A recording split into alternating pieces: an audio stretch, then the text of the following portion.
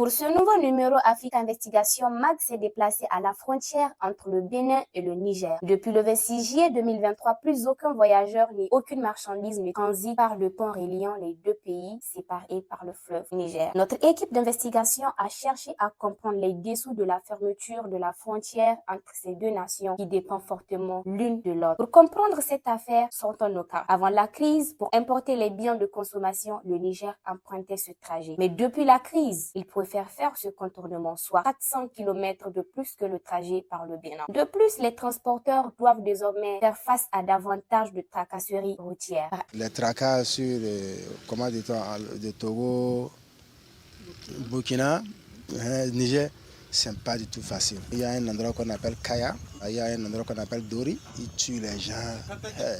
Je ne peux pas parler même. Par ailleurs, la menace terroriste dans l'est du Burkina Faso oblige les autorités burkinabées à détourner des ressources de la lutte antiterroriste pour sécuriser les convois de camions allant au Niger. Ce trajet autrefois de 3 à 4 jours via le Bénin prend maintenant jusqu'à 3 mois à raison des précautions nécessaires contre les mines et les embuscades. En conséquence, les prix des marchandises importées sont multipliés par 5 ou 4, entraînant au Niger une flambée des prix des denrées alimentaires et une hausse drastique de l'inflation. Mais pourquoi donc les autorités nigériennes laissent-elles perdurer une telle situation? Après plusieurs mois d'enquête, voici en exclusivité les raisons cachées derrière la décision du général Tchiani de maintenir la frontière fermée avec le Bénin. Le CNSP perçoit 30% des redevances sur chaque conteneur destiné au Niger passant le Togo. Chaque fin du mois, le général Tchiani perçoit 1 milliard de francs CFA. Les généraux Salifou Modi et Mohamed Toumba 500 millions de francs CFA. Et le général Moussa Salaou Barmou 200 millions. Par ailleurs, le général Tchiani et les ténors du CNSP ont désigné leurs enfants et des proches comme transitaires qui perçoivent 5 millions par camion quittant le port de Lomé. Le partage du gâteau s'étend au-delà du Niger, incluant aussi le président de la transition de Burkina Faso. Le capitaine Ibrahim Traoré a commencé à recevoir 600 millions francs CFA par mois après le sommet de l'AES du 6 juillet 2024 et le coup d'État manqué du 12 juin 2024, durant lequel il s'était réfugié au Togo. Alors,